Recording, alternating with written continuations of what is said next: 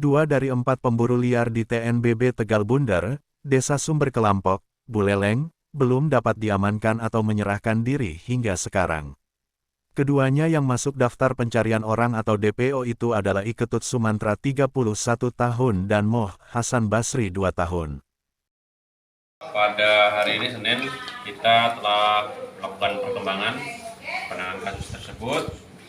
Hari ini dapat disaksikan salah satu tersangka atas nama Apel sudah kita amankan. Nah, untuk kronologinya, pada saat kejadian itu si Apel ini memilih untuk berdiam diri dan bersembunyi di hutan selama 3 hari. Nah, selama 3 hari tersebut karena sudah kehabisan bahan makanan dan sudah merasa kehausan, akhirnya dia memutuskan untuk pergi ke Jawa dengan menebeng atau ikut bersama salah seorang nelayan kecil mencari pekerjaan dan sebagainya untuk bertahan hidup. Setelah kita keluarkan DPO, beliau merasa khawatir, akhirnya beliau meminta menghubungi seorang temannya di Jawa untuk menghubungi Babin. Akhirnya Babin Kaptipmas melakukan penjemputan di Pelabuhan Ketapang. Nah, untuk peran pelaku di sini, dia memfasilitasi untuk membawa hewan tersebut dari kawasan hingga keluar. Untuk manfaat yang diterima, beliau ini sudah 3 kali, ketiga kalinya melakukan perburuan. Untuk yang pertama dan kedua memperoleh hasil sekitar 400.000 dan 200.000. Untuk pasal yang disangkakan masih sama, pasal 40 ayat 2 junto pasal 21 ayat 2 huruf B dan pasal 33 ayat 3 Undang-Undang RI nomor 5 tahun 1990 tentang konservasi sumber daya alam hayati dan ekosistemnya dengan ancaman maksimal 5 tahun dan denda paling banyak 100 juta rupiah.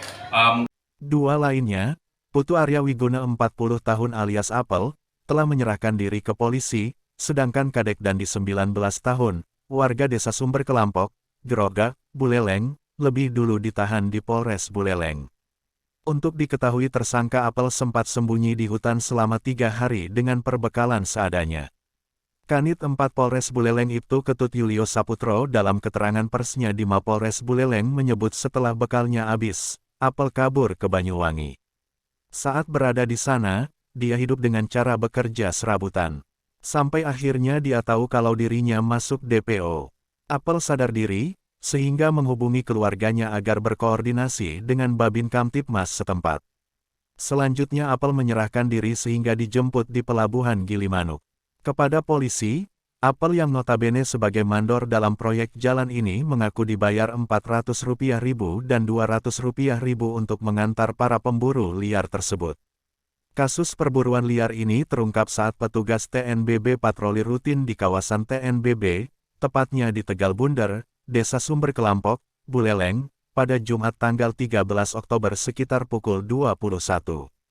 Selanjutnya pada Sabtu tanggal 14 Oktober tahun 2023 sekitar pukul 1.30, petugas TNBB istirahat di pintu masuk Tegal Bunder. Ketika itu pintu portal sudah ditutup. Kemudian sekitar pukul 1.43 datanglah mobil Toyota Kijang. Mobil tersebut lalu berhenti di pintu portal. Saat hendak dicek petugas TNBB, mobil itu malah mundur dengan kencang. Petugas kemudian mengejar mobil itu hingga di hutan produksi. Mobil akhirnya ditemukan, namun tanpa penumpang. Petugas TNBB kembali melakukan pengejaran, tetapi para penumpang tidak juga ditemukan. Saat itu, di dalam mobil mereka ditemukan beberapa satwa liar dalam keadaan mati. Petugas TNBB selanjutnya melaporkan kejadian itu ke polisi untuk ditangani dan diproses sesuai hukum yang berlaku. Robin melaporkan untuk Denpos.